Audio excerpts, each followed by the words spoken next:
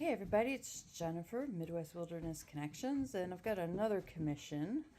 And on this one, they have requested a terracotta background, and so I am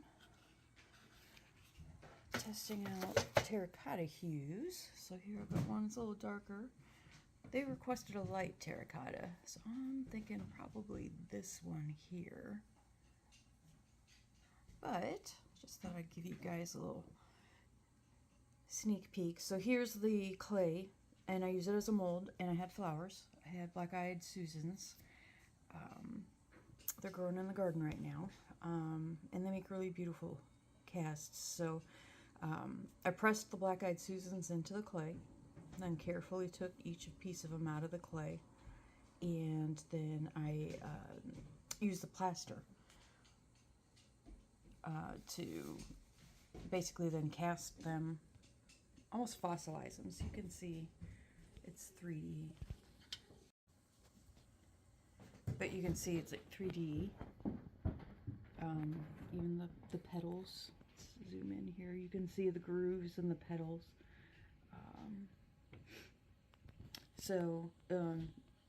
These are in the sunflower family, the Asteraceae aster family. And so the petals, let's see here. There we go. So these are called ray petals, and each one has a flower, right here around what's called the disc. And you can get one seed, but majority of the flowers are here in the disc, and those are called disc flowers. In each one of those little knobs is a flower that can have a seed as well.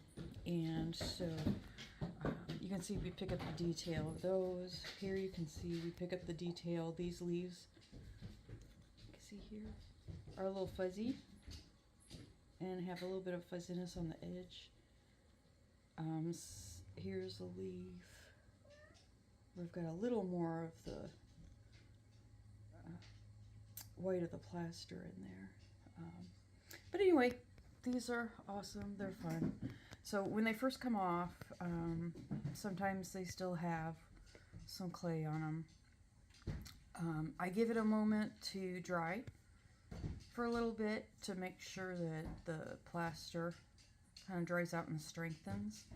And then I'll come in with a paintbrush and gently, with some water, just clean water, come in and start getting some of this clay residue off. But sometimes, like, look at this one I've already cleaned off.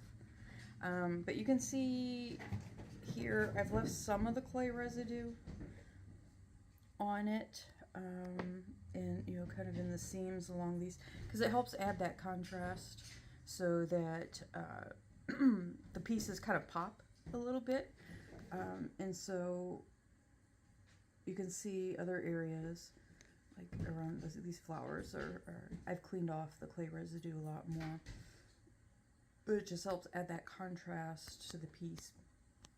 Plus the clay is part of the artwork, so I like to leave some of it, but how much you keep and how much you get rid of is totally up to you. And so here's a piece, like I said, this is, now that's the other thing with these is I cast this one last night and it's been drying overnight. This one, I cast right after the first one, with less tint in the background, and obviously I just pulled it, so it's still pretty wet. But both of these are going to,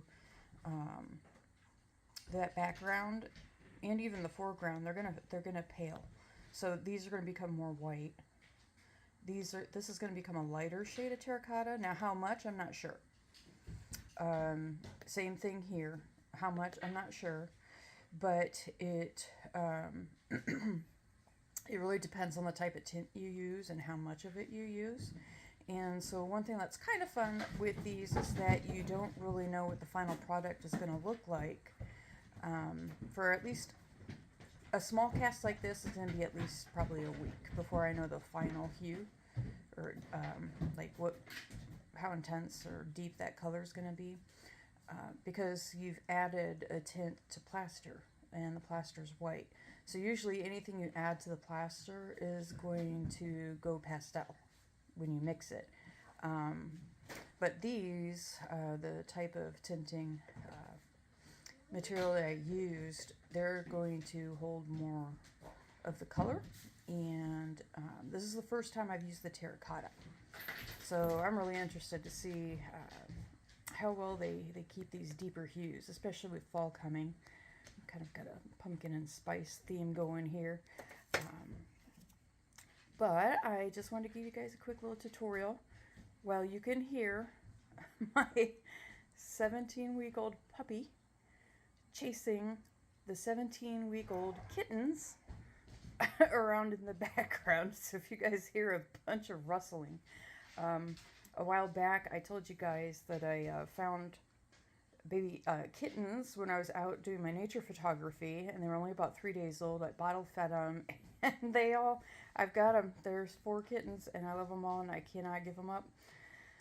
So I went from not being a cat person at all to having 4 kittens, but I consider my babies not cats, so I don't know if that makes a difference, but anyway, I love these little babies now. So I'd show you guys pictures, but the house is a mess. We've got renovations going on, so maybe in the future I'll show you guys the kittens, since I don't think I've shown you guys anything about them since I found them. So anyway, you guys have a great day, and we'll do this again sometime.